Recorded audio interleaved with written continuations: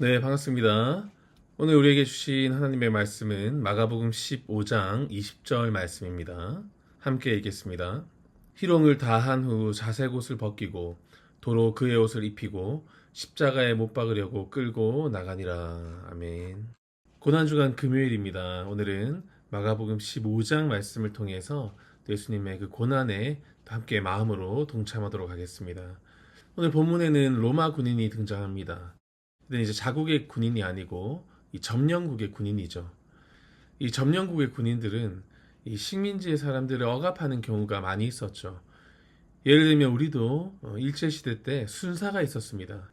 이 순사들은 대부분 굉장히 억압적이고 또 매우 폭력적이었죠. 그리고 한국 사람을 죽여도 처벌받는 경우는 거의 없었습니다. 그래서 이 일제시대를 경험한 어른들께서 순사 온다, 순사가 잡아간다 이런 말씀을 하시는 것을 저도 종종 들은 적이 있습니다. 순사는 당시 일본의 말단 경찰이었습니다. 그렇지만 비록 말단 경찰이라 할지라도 이 식민지의 백성들에게는 엄청난 권력이었죠. 호랑이보다 무서운 게 순사였고 또 이 순사가 온다고 하면 우는 아이들도 뚝그쳤다고 합니다. 이 점령군의 권한이라는 것이 이렇게 크고 무섭고 또 악랄한 것이었죠. 누가복음 3장에 보시면 이 세례 요한에게 와서 회개하고 또 세례받는 많은 부류의 사람들이 등장합니다. 그 중에는 이 로마의 군인들도 있었어요. 이 군인들이 세례받은 이후에 우리는 무엇을 하리까라고 물었는데 그때 요한이 이렇게 대답합니다. 강탈하지 말며 거짓 고발하지 말고 또 받는 급료를 족한 줄 알아라. 무슨 말이겠습니까?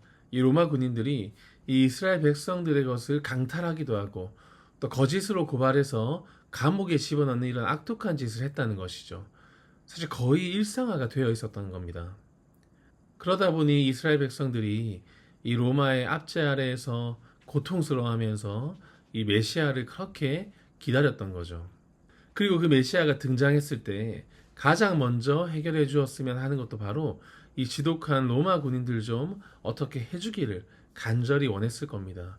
그만큼 이 로마 군인들은 욕심이 많고 또 잔인하고 난폭했기 때문에 이 식민 지배를 당하는 이스라엘 백성들에게는 공포의 대상이었죠.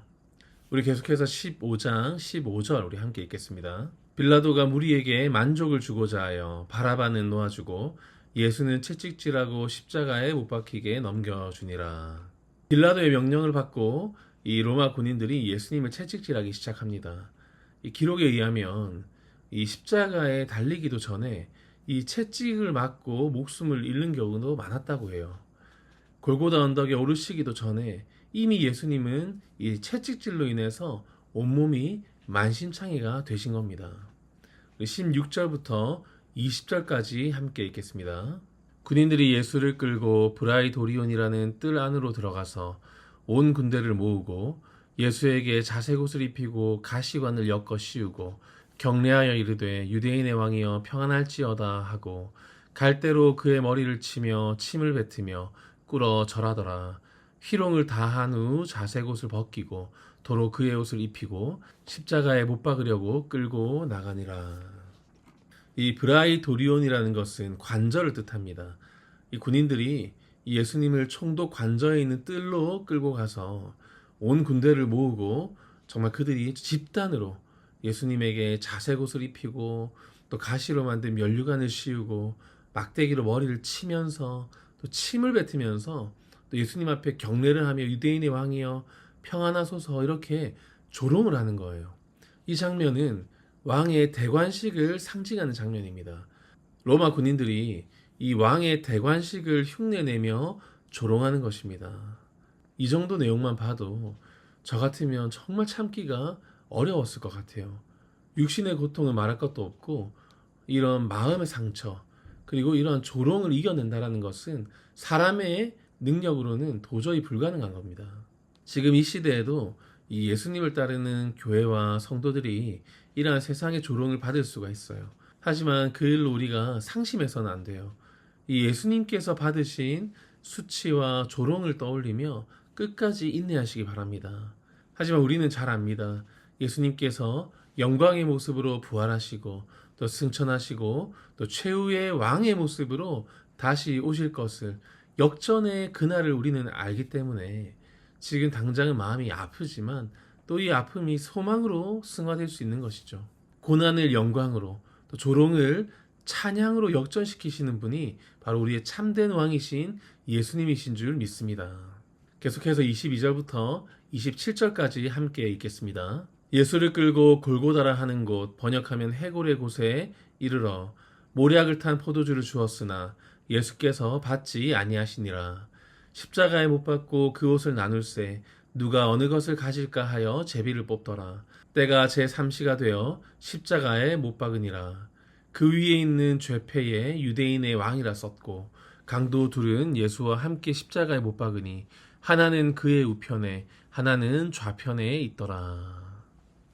예수님에게 이 모략을 탄 포도주를 줍니다. 이 모략은 고통을 덜어주기 위해서 어떤 마취제나 진통제 역할을 하는 거예요. 사실 얼마든지 드셔도 될 텐데 예수님은 이조차 거부하십니다.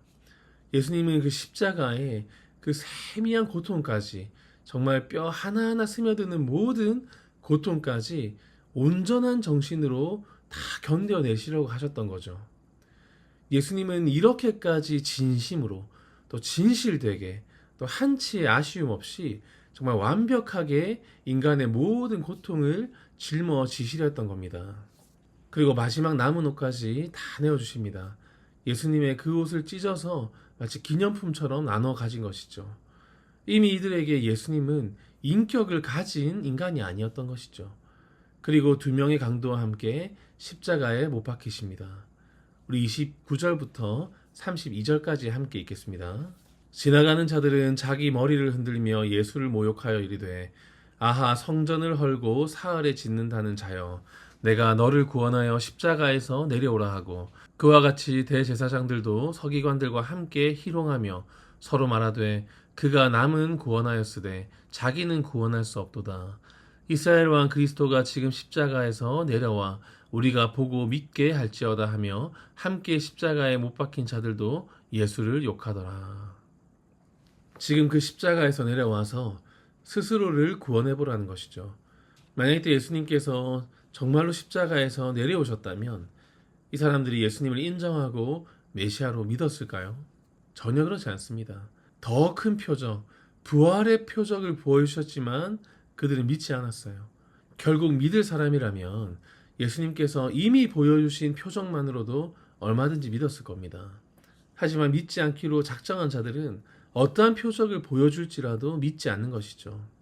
끝으로 우리 21절 말씀 함께 읽겠습니다. 마침 알렉산더와 루포의 아버지인 구레네 사람 시몬이 시골로부터 와서 지나가는데 그들이 그를 억지로 같이 가게 하여 예수의 십자가를 지우고, 당시 로마 군인에게는 이 아무에게나 강제로 짐을 지워서 약 1.5km 정도까지 가게 할 수 있는 그런 특권이 있었습니다. 예수님께서 채찍을 맞으시고 십자가를 메고 골고다 언덕으로 올라가던 그때에 이 구레네 시몬이 마침 그 길을 지나가다가 이 로마 군인에 의해서 강제로 이 예수님의 십자가를 대신 지게 되었어요. 비록 억지로 진 십자가였지만 그를 알렉산더와 루포의 아버지라고 소개한 것으로 봐서 아마 훗날 이 시몬의 가족들이 초대교회의 귀한 일꾼이 되었다는 것을 알 수 있습니다. 로마서 16장 13절에 보시면 이렇게 나와 있습니다.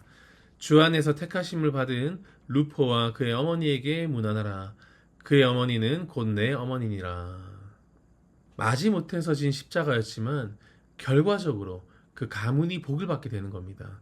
성경에 그 이름이 등장하고 또 그 가문이 바울의 귀한 동역자가 되는 것이죠. 이 시몬의 아내는 바울이 내 어머니다라고 부를 정도로 정말 믿고 의지하던 사람이었습니다. 또한 전승에 의하면 그 아들 알렉산더와 루포도 초대교회의 핵심 인물이 되고 또 순교까지 하게 돼요. 예수님의 제자는 자기 십자가를 지고 따르는 사람입니다. 그렇기 때문에 우리에게도 각각 주어진 십자가가 있을 것입니다. 그 십자가를 내가 우연히 지게 되었든 또는 사명을 따라 지게 되었든지 간에 그 십자가는 끝내 우리에게 영광의 십자가가 될 줄 믿습니다. 이제 고난주간 금요일입니다. 십자가의 그 모진 고난과 고통을 당하신 그 예수님을 묵상하면서 예수님께서 지신 그 십자가 나도 지고 예수님께서 걸으셨던 그 길을 나도 걷겠습니다 라는 그 결단이 우리 안에 넘치기를 소망합니다. 우리를 위해서 예수님은 그 조롱과 멸시를 다 참아내셨습니다. 그리고 아무도 저주하지 않으셨습니다. 그들을 위해서 기도하셨습니다. 우리 또한 마음에 도저히 품을 수 없는 누군가가 있다면 이 예수님의 마음으로 품고 긍휼히 여기며 그의 영혼을 위해 기도하기를 원합니다. 그리고 나의 십자가는 무엇인지 구체적으로 고민해 보시고 주님께서 내가 그 십자가를 지기를 원하신다면 그리고 예수님의 십자가를 내가 대신 지는 일이라면 날 위해 수치당하신 그 예수님을 위해서라도 그 십자가를 기쁨으로 감당하는 저와 우리 모두가 되시기를 주님의 이름으로 간절히 소망합니다. 아멘. 기도하겠습니다. 사랑이 많으신 하나님 아버지, 오늘도 십자가 앞에 엎드리게 하시니 감사를 올려드립니다.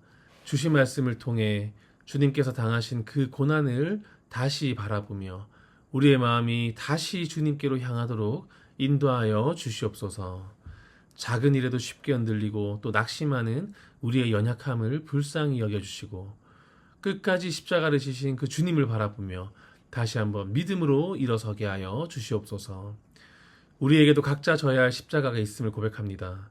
때로는 피하고 싶고 또 내려놓고 싶을 때도 있지만 주님을 따르는 길이라면 기쁨으로 감당하게 하여 주시옵소서.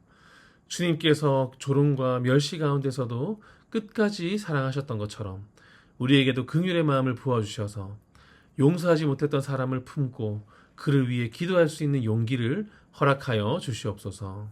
고난주간이 말로만이 아니라 삶으로 주님을 따르는 시간이 되게 하시고 십자가의 길을 끝까지 걸어가는 참된 제자가 다 되게 하여 주시옵소서. 감사드리며 예수님 이름으로 간절히 기도드립니다. 아멘.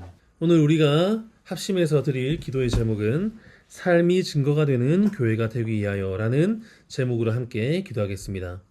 먼저 서로 사랑하며 연결되어 함께 지어져가는 교회가 되게 하여 주옵소서. 세상의 그 어떤 것도 우리 주 예수 그리스도 안에 있는 하나님의 사랑에서 우리를 끊을 수 없으리라는 주님의 말씀을 붙들고 예수 그리스도의 사랑을 항상 각자의 삶에 새기며 살아가는 우리 교회가 되게 하여 주시옵소서. 또한 서로 섬기는 아름다운 교회가 되게 하여 주시옵소서. 주님께서 친히 제자들의 발을 씻겨 섬김의 본을 보여주시면서 서로 섬기는 것이 마땅하다고 하신 말씀을 마음에 새기며 서로 잘 섬기는 선한 이웃 우리 교회 공동체가 되게 하여 주시옵소서. 계속해서 육신의 질병으로 고통받고 있는 교회 식구들을 위해 기도하시고 경제적 어려움을 겪는 분들, 타지와 타국에 계신 분들, 그리고 우리 교회 다음 세대를 위해서 또 나라와 민족과 한국 교회와 세계 선교를 위해서 간절히 기도하신 이후에 계속해서 각자의 기도 제목을 간절한 마음으로 주님께 올려드리겠습니다. 기도하겠습니다.